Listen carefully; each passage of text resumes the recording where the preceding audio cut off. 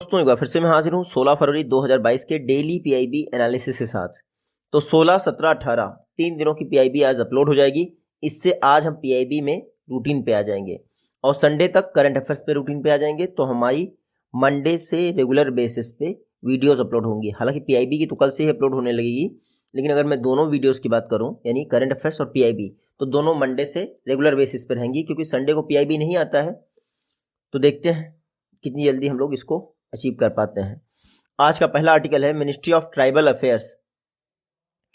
देखिए, तेलंगाना का state festival है मेदारम जात्रा। उसके लिए मिनिस्ट्री ऑफ ट्राइबल अफेयर्स ने क्या किया है, फंड एलोकेट किया है 2.26 करोड़। तो मेदारम जात्रा हमारे लिए इंपॉर्टेंट है, इससे रिलेटेड ट्राइब हमारे लिए इंपॉर्टेंट है, तो वो हम लोग पढ़ लेते हैं। मिनिस्ट्री ऑफ ट्राइबल अफेयर्स, इन्होंने 2022 के मेदारम जात्रा के लिए 2.26 करोड़ एलोकेट किए हैं। मेदारम जात्रा तेलंगाना में एनुअली सेलिब्रेट किया जाता है। अभी सारा डिस्कस करूंगा किस मंथ में होता है, किस दिन होता है। हालांकि आप ये देख लीजिए, मेदारम जात्रा की बात करें, इंडिया का सेकेंड लार्जेस्ट फेयर है आफ्टर कुंभ मेला। ठीक है, कोया ट्राइब द्वारा मनाया जाता है 4 दिनों के लिए। तो कोया ट्राइब कहां पर है, तेलंगाना में। इसके द्वारा मेदारम जात्रा फेस्टिवल मनाया जाता है। It is second largest after Kumbh Mela. Medaram Jatara को समक्का सरलम्मा जात्रा भी कहते हैं। अब समक्का सरलम्मा जात्रा क्यों कहते हैं, क्योंकि ये 2 माता और पुत्री थीं जिनका नाम था समक्का सरलम्मा। इन्होंने गलत रिवाजों के खिलाफ युद्ध लड़ा था, यानी जो अनजस्ट लॉ थे उनके खिलाफ युद्ध लड़ा था। समक्का माँ थी और सरलम्मा पुत्री थी, तो इसीलिए मेदारम जात्रा को समक्का सरलम्मा जात्रा भी कहते हैं। तेलंगाना स्टेट में हर वर्ष मनाया जाता है। ये जो है वारंगल डिस्ट्रिक्ट में सेलिब्रेट किया जाता है। वारंगल डिस्ट्रिक्ट, काकतीय डायनेस्टी आपने सुना होगा, काकतीय राजवंश, तो वारंगल डिस्ट्रिक्ट उसी के लिए फेमस है। वहीं पर मेदारम जात्रा मनाया जाता है। यहाँ पर आप थोड़ी सी पिक्स देख सकते हैं, ऐसा होता है मेदारम जात्रा फेस्टिवल। कोया ट्राइब द्वारा मनाया जाता है। ये जो आपका मेदारम है, ये एक रिमोट प्लेस है जो कि एटूर नगरम वाइल्ड लाइफ सेंचुरी में पड़ता है, जो कि दंडकारण्य का पार्ट है। दंडकारण्य मतलब आपने श्री राम जी की वन यात्रा सुनी होगी, उसमें दंडकारण्य का नाम लेते थे, वो तेलंगाना में ही दंडकारण्य पड़ता है। एटूर नगरम वाइल्ड लाइफ सेंचुरी आप याद रखिएगा, क्योंकि एटूर नगरम वाइल्ड लाइफ सेंचुरी, वहां पर आपका कोया ट्राइब पाई जाती है, उसी के द्वारा मेदारम यात्रा मनाई जाती है। अच्छा, 1996 में इसको स्टेट फेस्टिवल डिक्लेयर कर दिया गया। किसको, मेदारम यात्रा को। मिनिस्ट्री ऑफ ट्राइबल अफेयर्स इस यात्रा के लिए हर वर्ष 2018 से लेकर 20 तक 2 करोड़ रुपए रिलीज करती थी। इस बार थोड़ा सा बजट ज्यादा दिया है। मेदारम यात्रा समक्का सरलम्मा गॉडेस की याद में, यानी देवियों की याद में मनाया जाता है। वंस इन 2 ईयर, मैं अभी पर ईयर बोल गया, हाँ, 2 वर्ष में मेदारम यात्रा एक बार मनाया जाता है। फरवरी महीने में फुल मून डे, यानी माघ की पूर्णिमा को, ये याद रखिएगा। बाकी यहाँ पर लोग एक जमपन्ना वगु है जो कि गोदावरी की क्या है, शाखा है, उसमें नहाते हैं।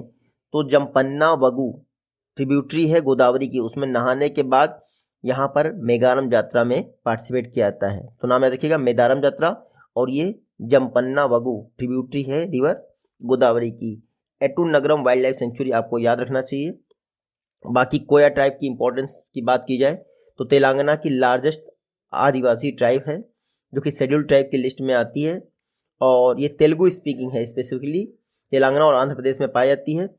कोया को दोराला सत्तम भी कहा जाता है, ये देख लीजिए आप। कोयतुर कहा जाता है, कोयतुर डायलेक्ट है, ठीक है, गोंड की तरह होता है कोयतुर, वो कोया से रिलेटेड है। कोया ट्राइब आपको याद रखनी है, मेदारम यात्रा याद रखनी है, एटूर नगरम वाइल्ड लाइफ सेंचुरी याद रखनी है, और ये गोदावरी की ट्रिब्यूटरी जमपन्ना वगु आपको याद रखनी है। नेक्स्ट आर्टिकल हमारा, गवर्नमेंट ऑफ इंडिया द्वारा जो टेक्सटाइल सेक्टर है उसके लिए पीएलआई स्कीम को फिर से एक्सटेंड कर दिया गया है। देख लेते हैं। देखिए, 28 फरवरी 2022 तक के लिए पीएलआई स्कीम को एक्सटेंड कर दिया गया है मिनिस्ट्री ऑफ टेक्सटाइल द्वारा। पहले 31 जनवरी तक थी, फिर 14 फरवरी तक हुई, और अब 28 फरवरी 2022 तक के लिए हो गई है। 2021 सितंबर 2021 में यूनियन कैबिनेट द्वारा टेक्सटाइल सेक्टर के लिए PLI scheme, production link incentive scheme को अप्रूव किया गया था।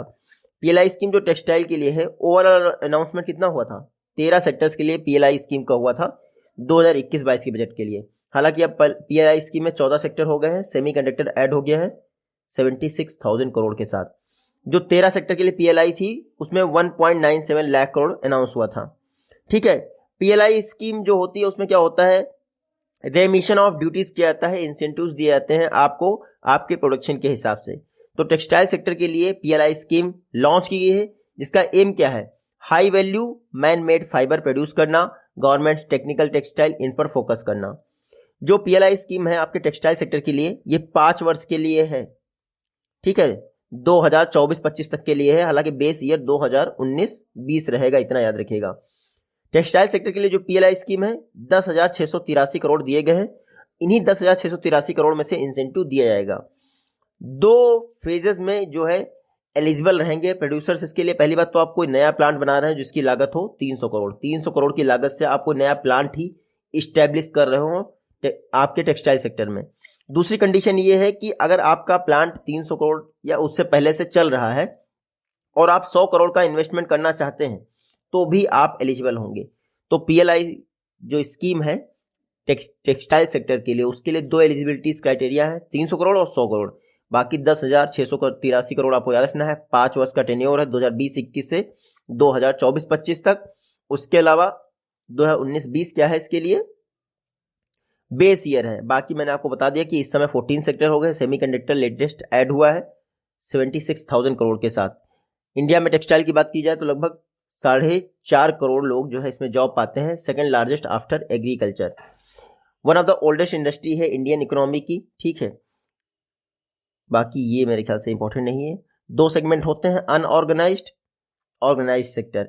अनऑर्गेनाइज्ड खास करके हैंडीक्राफ्ट, सेरीकल्चर पर फोकस करता है। सेरीकल्चर मतलब प्रोडक्शन ऑफ सिल्क। ऑर्गेनाइज तरीके से सेरीकल्चर को इतना ध्यान नहीं देता है। लेकिन चलिए अगला आर्टिकल देखते हैं। सलोट्स। सलोट्स क्या होते हैं, छोटे छोटे प्याज जो होते हैं, जब प्याज बड़े होने से पहले छोटे होते हैं। ये तो मतलब बहुत बड़ी साइंटिफिक बात मैंने कर दी आज। सलोट्स जो है प्याज का छोटा साइज होता है। इनका एक्सपोर्ट 2013 से अब तक 487% बढ़ गया है और पाइनएप्पल का 100% बढ़ गया है। गवर्नमेंट ऑफ इंडिया दिखाना ये चाहती है कि 2013 के पहले काम कुछ नहीं हो रहा था, अब काम बहुत ज़्यादा हो रहा है।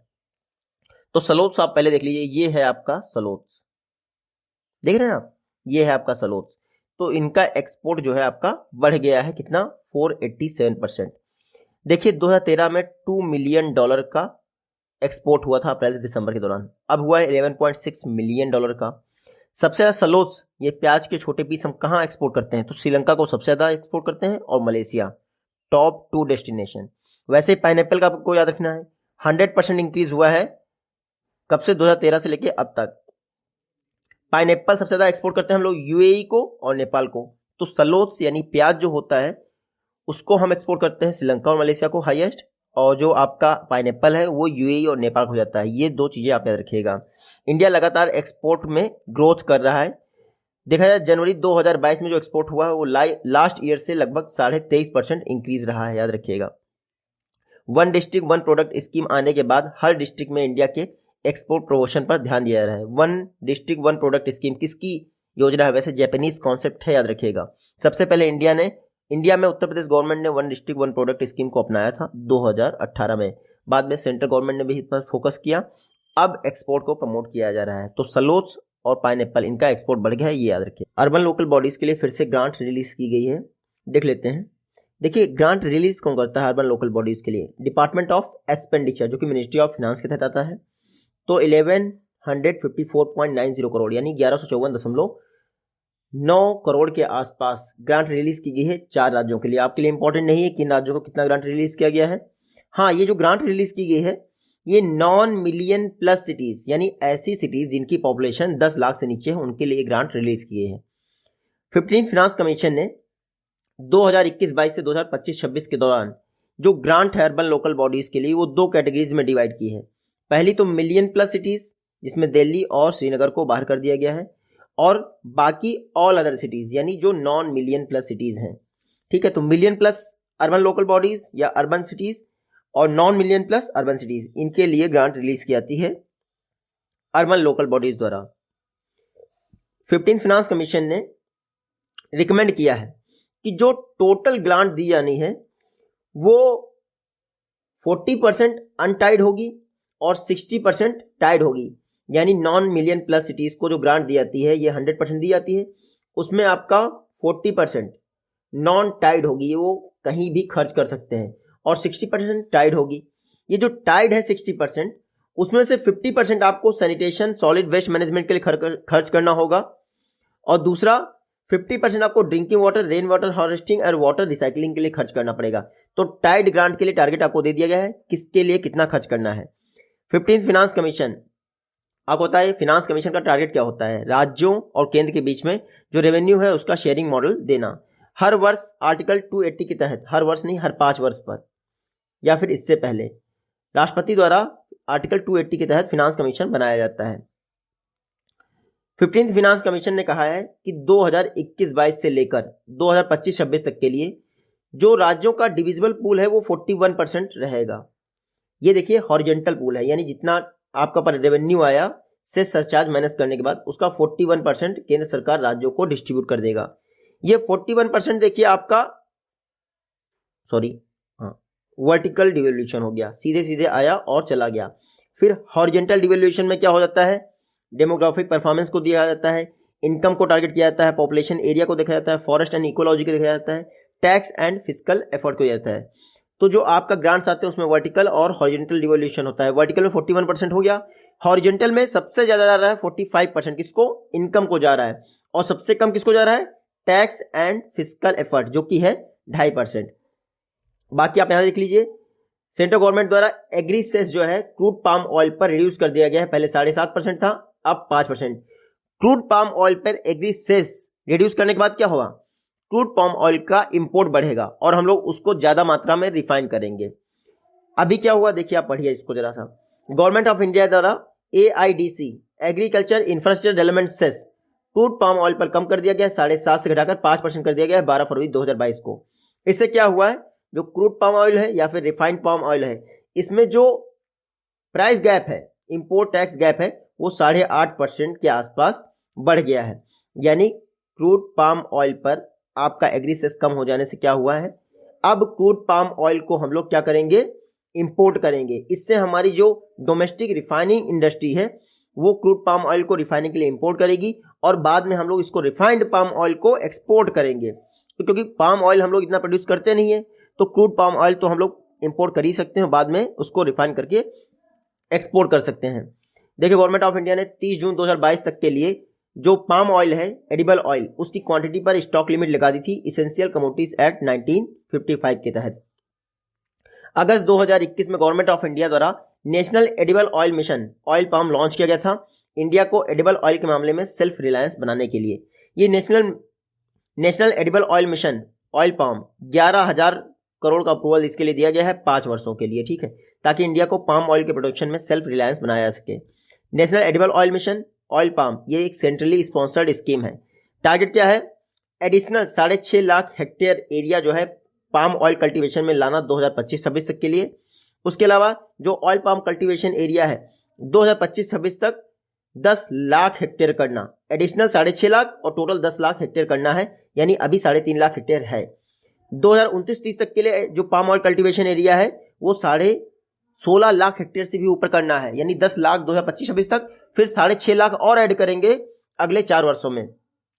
मिनिमम सपोर्ट जो है प्राइस टाइप मैकेनिज्म लॉन्च किया गया है पाम ऑयल के लिए। गवर्नमेंट क्या करेगी, लगभग 14.3% जो क्रूड पाम ऑयल है उसका प्राइसेस जो है वो फिक्स कर देगी, ठीक है। अब ये वायबिलिटी फॉर्मूला है, देखते हैं आगे क्या होता है। 14.3% पर अभी सेट किया गया है national mission on edible oil के तहत।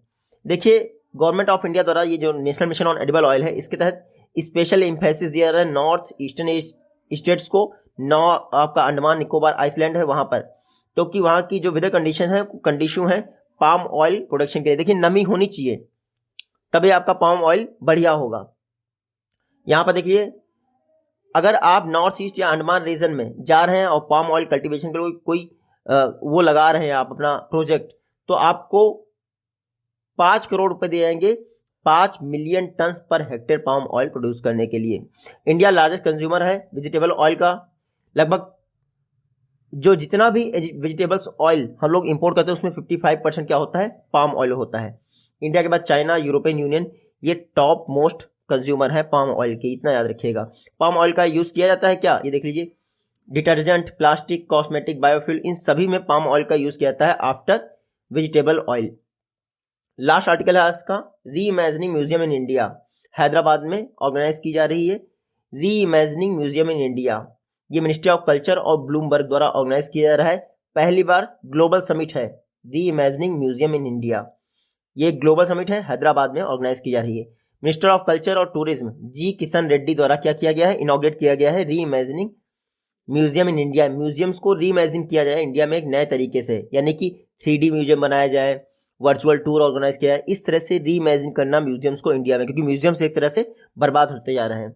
तो ये ग्लोबल समिट है, तो ये सारी कंट्रीज पार्टिसिपेट कर रही हैं हैदराबाद में। आज़ादी का अमृत महोत्सव 75th एनिवर्सरी हम लोग मना रहे हैं इंडिपेंडेंस की, उसको सेलिब्रेट करने के तौर पर मिनिस्ट्री ऑफ टूरिज्म कल्चर द्वारा री इमेजिनिंग म्यूजियम इन इंडिया द्वारा बनाया गया है। ये देखिए मिनिस्ट्री ऑफ कल्चर का इनिशिएटिव है, क्योंकि जी किशन रेड्डी के पास दोनों मिनिस्ट्रीज का चार्ज है, इसलिए मैं ऐसा बोल गया आपसे। री इमेजिनिंग म्यूजियम इन इंडिया एक ग्लोबल समिट है, कई सारे जो कंट्रीज के बेस्ट लीडर्स हैं या फिर ल्यूमिनेटर्स हैं, एक्सपर्ट्स हैं, वो पार्टिसिपेट करेंगे।